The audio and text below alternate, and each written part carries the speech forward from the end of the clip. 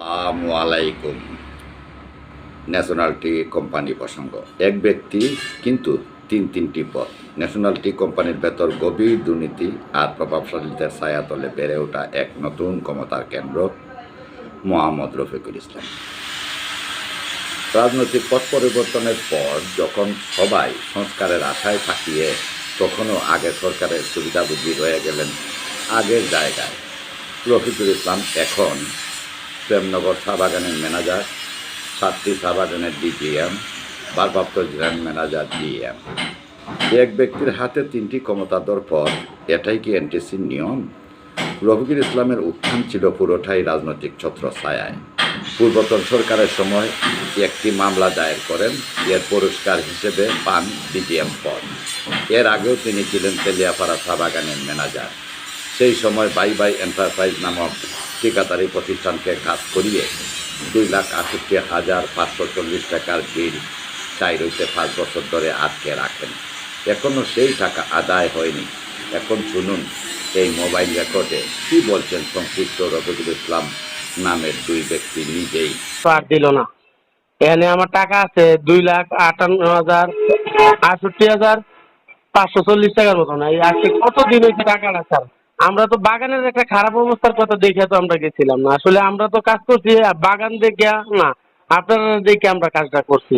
এখন আপনারা তো একটা দিনও আমরা একটা খবর নিয়ে দেখলেন না যে তারা কি আছে না কি, যে টাকা দেয় আর না দিয়ে একটা খোঁজ খবর তো একদিন নিলেন না স্যার। আমাদের নিজেদেরই খবর এখন রাখতে পারি না, কিভাবে বলি? আমাদেরই 6 মাস বেতন নাই, শ্রমিকের 5 মাস বেতন নাই। একেবারে বাস্তব কথা, বুঝছেন? আমরা এক্সিকিউটিভ অফিসার, আপনার সনদ দা বলেন আর দিচ্ছেন দা বলেন আর আমি বলি, 6 মাস পর্যন্ত আমরা বেতন পাই না। তারপর শ্রমিকের বেশ কিছুদিন যাবত তো বাগান বন্ধ ছিল জানেন, তারপরেও বাগান তাদের 2.5 মাসের বেতন তাদের দেওয়া হয় নাই। মানে এদের তো সপ্তাহে আমরা দিই, সপ্তাহ হিসাবে আপনার 10 সপ্তাহের বেতন আমরা দিতে পারি না। কতদিন যে আছে এরকম করে দেখেন।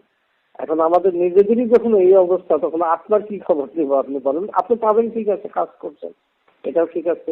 এখানে একটা ঘটনা ঘটে গেছিল, এই মুরাদ সাহেব এই যে টাকাটা খরচ করে ফেলে দিয়েছিল, তখন আমি আপনি দুইজনই জানি। এই টাকাটা যদি না খরচ করতো তাহলে এটা এখন এতটা হতো না।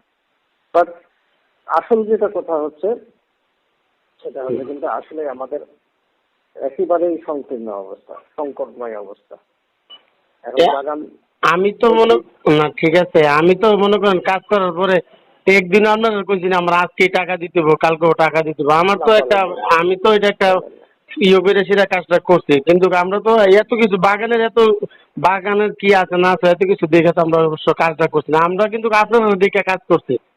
না, ঠিক ঠিক ঠিক, কিন্তু কথা আমরা ঠিক। আমরা কিন্তু যদি ওই সময় কইতাম যে আপনি আমার টাকাটা 1 সপ্তাহের ভিতরে 15 দিনের ভিতরে দেন, কইতে পারতাম। কিন্তু একটা মানবতা বা খাতিরের কারণে আমরা কিন্তু এই কথা কোনোদিনও কইছি না। না না, কিন্তু বলেন। কইছি না, কিন্তু আপনারাও আমরা একদিন একটা খোঁজ নিছেন না নিজের থেকে। যদি একদিনও একটা ফোন দিয়ে কইতেন যে ভাই, ছোট ভাই বা কি তোমরা কেমন আছো বা আচ্ছা টাকাটা দিতেছি না কিন্তু একদিন আচ্ছা, দিমু। মাধবপুর আসলে পরে হয়েছে কি, আমরা ওদিক থেকে চলে আসছি, নাম্বারটাও গেছে হারায়। ওদিকে আসলে মাধবপুর যাবো না আপনার দোকানে, ঠিক আছে? এখন মাঝে মধ্যে যাওয়া হয়, দোয়া করেন ওদিকে যদি আসতে পারি তো দেখা তো হবেই আপনার সাথে। এখন এখন হ্যাঁ কোন অ্যাকচুয়ালি ওই জায়গায় আমি এখন মৌলভীবাজার, ঠিক আছে, আর আপনি হচ্ছেন হবিগঞ্জে। এই জায়গার দূরত্ব পক্ষে 100 কিলো। আর তার সাথে বড় কথা হচ্ছে যে মোবাইলের নাম্বার গেছে দিল্লি।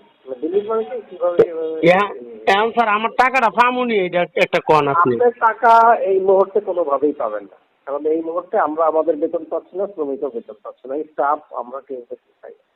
কিন্তু আপনি তো কাজ করছিলেন, এটা তো সত্য। আপনার কাগজপত্র ঠিক করে রাখেন। ওইখানে একটা দুষ্টুমি করছিল যে মুরাদ চৌধুরী, মুরাদ এখানে টাকাটা ওই জায়গায় দিয়ে ওই জায়গায় সে খরচ করে ফেলে দিচ্ছে ওর অ্যাকাউন্টে দিয়ে, এটা একটা মিস হয়ে গেছে। এখন পরবর্তীতে ইনশাল্লাহ যদি অবস্থা তো কোম্পানির ভালো হবে, কি এর অবস্থা ভালো হবে, কারণ গোটা বাংলাদেশ থেকে তো আর চা একবারে বিলুপ্ত হয়ে যাবে না, ঠিক আছে না? না, আমাকে আমাকে উজ্জ্বল ভাই বলছে আর কি যে উজ্জ্বল, ওই যে সাংবাদিক উজ্জ্বল ভাই, উনি আমার বলছে তো আমি ইয়ে করছে একটা আপনি একটা ফোন দিয়েন।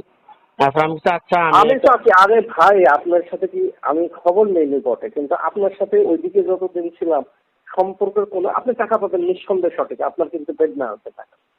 কোনোদিন আপনি খারাপ ব্যবহার করেননি, এটা কিন্তু খুবই সত্য কথা, অবশ্যই বাস্তব কথা। আর আপনার সাথে কি তখন কোনো ধরনের খারাপ সম্পর্ক আমাদের হয়েছে, আমার বা পিছনের? না না না না, আমরা তো আচ্ছা, আসলে ওই এখন আমার একটু কষ্ট লাগছে এখন যে আপনিও ফোন দিয়ে আমাকে বলেননি, বলছেন থার্ড পার্টি, তাকে আমরা চিনি না জানি না, এই সাংবাদিক পরিচয় দিয়ে আসবে। সমস্যা তো টাকা নিয়ে আমার আপনার, তাই না? কোম্পানির সাথে আপনার, সাংবাদিক কি টাকা নিয়ে দিতে পারবে আপনি বলেন? আর আপনি তো ওই পর্যায়ের না, আপনি তো অনেক ভালো একটা মানুষ, আপনি বললেই তো আমরা মানে যাই বলি একটা কিছু তো বলতাম। না, একটা ঠিক কিছু তো ঠিক করতে আছে, পারতাম। আপনি কিছু বলছেন, আমি তো বহুতবার গেছি, আপনি কতবার গেছি, আমি তো মনে করছি হ্যাঁ, এই টাকা আর মনে হয় আমি এমনি নিতে পারবো না। না, আমি আর যাওয়ার পর তো এতবার যাওয়ার পরে জ্বর কিছু হয়েছে না। উনিও আমার ভাই, উনি- আমার আমার পার্টনারই আছিল উনি। উনি না না আমার ঠিক আগে আছে। হোটেল হোটেল পার্টনার, ওই যে বাস স্ট্যান্ড যে দোকান ছিল ওই দোকানের পার্টনার উনি। উনি যখন না বলছে তো কইছে আচ্ছা আমি একটু দেখি কথা কইয়া, না উনি ঠিক উনি আছে, বলছে ঠিক ওইটা। আছে, শোনেন আসলে ঠিক যে আছে, একবার অভিযোগ আকার ওনার কাছে করছি তা না। ওনার সাথে তো উনি আমার ভাই শুনে তো কথাটা কইছে, আরে তাহলে তো আমি ইয়ে করবো এটা। ওনার সাথে মনে করেন আপনার ভালো সম্পর্ক সঠিক, কিন্তু আমাদের সাথে তো আর এই সম্পর্ক নাও না, আমাদের সাথে আপনার সম্পর্ক ঠিক আছে, হুম। ঠিক আছে না? আপনি ওদিকে আসলে যাবো দোকান চালান তো এখন নাকি? জি আছে, কুটুমবাড়ি অতিথি হোটেল আছে। হ্যাঁ, কুটুমবাড়ি এবং অতিথি হোটেল আছে, আর বাজারের ওই দোকান কুটুম বাড়িতে যাবো দেখি, যা যা বলেন টেবিলে বসে খাওয়াইনি আর বলেননি, যা ইচ্ছা তাই বলেন, অসুবিধা নেই। আচ্ছা কুটুম বাড়িতে আসলে আমি মানে ওদিকে একবার গেছিলাম, ওকে ফোন দিয়েছিলাম, আপনার নাম্বারটা আমি সেট করে নিচ্ছি, আমি আসলে আপনার কুটুম বাড়িতে বলবো, আচ্ছা। কুটুম বাড়িতে বসার পরে আপনি যেটা ইচ্ছা বোঝেন আমার। না, বলার তো আচ্ছা, কিছু না, আমার তো মনে করেন আপনার বললে আমার কি, আমার তো দরকার টাকার, বুঝছেন? আমি হ্যাঁ তো হ্যাঁ, আপনার বললে আগেই বলতে পারতাম, আমি তো বলা বলি দিয়ে আমার তো কিছু কিছু আইতো না, আমার তো কাপড়ি টাকা আছে তো, কাপড়ি বিক্রি করেন তো নাকি? কাচ্চি বিক্রি করি। কি মানে কোন সময় থেকে কোন সময়? এই তো লাঞ্চের টাইমে 12টা থেকে 3টা 4টা পর্যন্ত কাচ্চি বিক্রি। ওর মধ্যে আসবেন, কাপড়ি খাওয়াইলে আর কথা বলবেন বসে, যা বলার তাই বলবেন। আচ্ছা আমরা আমাদেরও দুঃখের কথা বলবো না। সেই সময় আমাদেরই 1 মাসের টাকা দিতে হবে না, বেতন 6 মাস টাকা না থাকলে, বেতন না থাকলে আপনি চিন্তা করে দেখেন। আর উনি কি, উনি সৌদি আরবে আছে আরেকজন, আরেক রফিক? হ্যাঁ আছে আছে, উনিও তো, আমরাও তো ব্যবসার অবস্থা ভালো না, অনেক টাকা লস খাইছি। উনি আছে বিদেশে, শুনেন, আমার পার্টনার এই যে ছিল। মুহূর্তে, হ্যাঁ আপনিও যাবেন এরকম একটা কথা বলছিলেন না যে আমি চলে যাও? না হইছে না, গেছি না।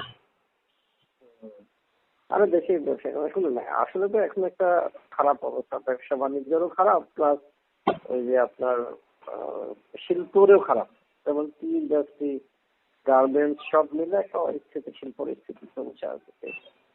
ঠিক হয়ে যাবে হয়তো আমাদেরটা। এরপরও স্যার আমরার তুলনায় কোম্পানি বিশাল, আমরার তুলনায় একটা কোম্পানি বিশাল, আমার এই টাকাটা কিন্তু কোম্পানির লেগে বেশি কিছু না।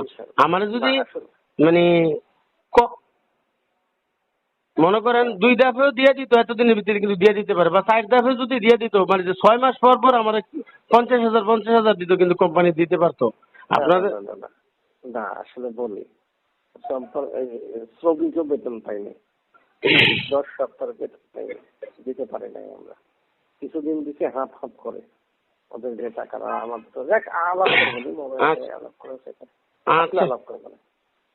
আচ্ছা আচ্ছা স্যার, আসসালামু আলাইকুম।